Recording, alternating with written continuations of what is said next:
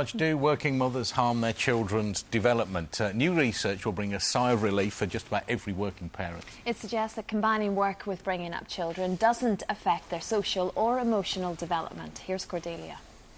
Jemma Besser works on other people's feet 3 days a week and rarely gets a chance to put her own up. She's a podiatrist and a mother of 2 children, Jasmine, who's 5, and Eve, who's 1. She admits being a working mum's a difficult juggling act, but she wouldn't have it any other way.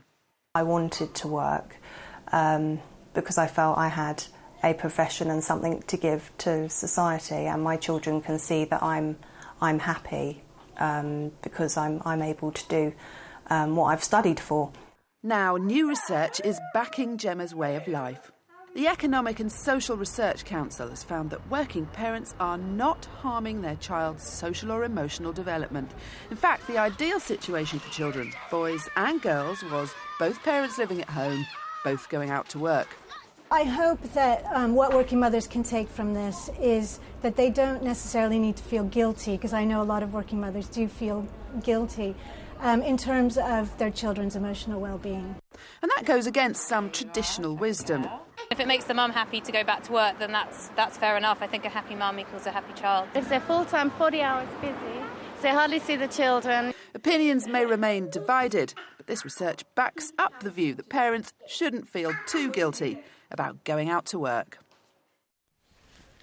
We're joined by Cordelia here. I also got a working mum of 1, who's Cordelia, and Michaela Shuttleworth, a stay-at-home mum, joins us from her home in Great Harwood in Lancashire.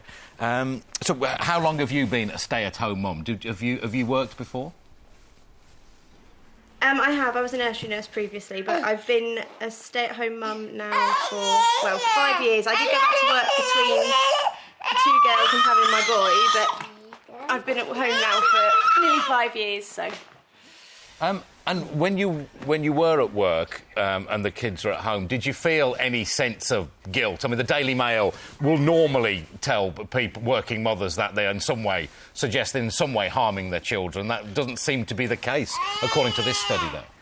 Well, I had the best of both worlds, really, because I was a nursery nurse. The children came to nursery where I was working, so I was able to supervise what was going on with them. But I wouldn't do it again. I wouldn't put them in a nursery again, not at the age that they were.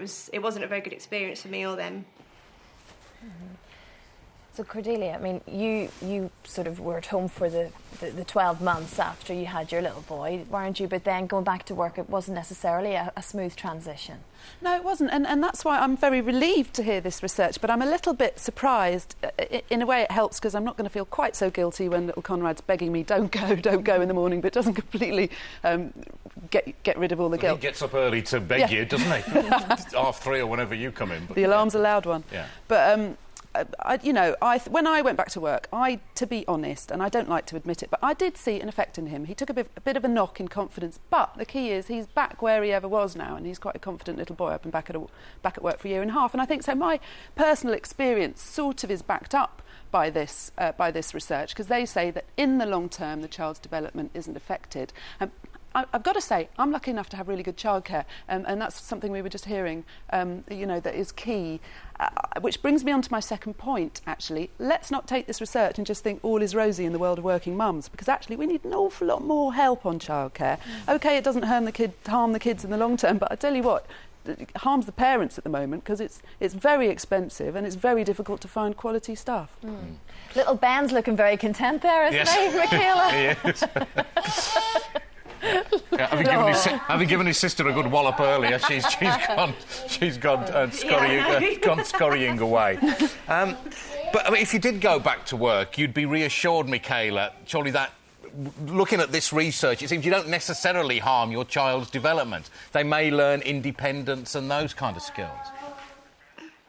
Yeah, well, I mean, I'd never say that it harms their development. I'm obviously, being a nursery nurse, I know development stage and I know the benefits that they can have from being in childcare, but because of the previous experience that I've had and my personal preference, I'd much rather be the one who's seeing their first steps and hearing their first words and being at home to support them through school. And I want to be able to go and pick them up from school when they finish and take them in and make it for special days like Imogen's graduation yesterday, and if I was at work I wouldn't be able to do those things.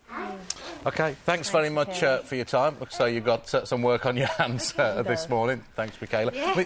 To be fair, it's not always possible, though, is it? That's a lot of people don't sadly have the ability to be able to stay at home as well. No, exactly. But and also, I must say, sometimes coming to work's a bit of a break, and maybe she's got the harder job on her hands. Bless her. OK, Cordelia, thanks very much. Cordelia.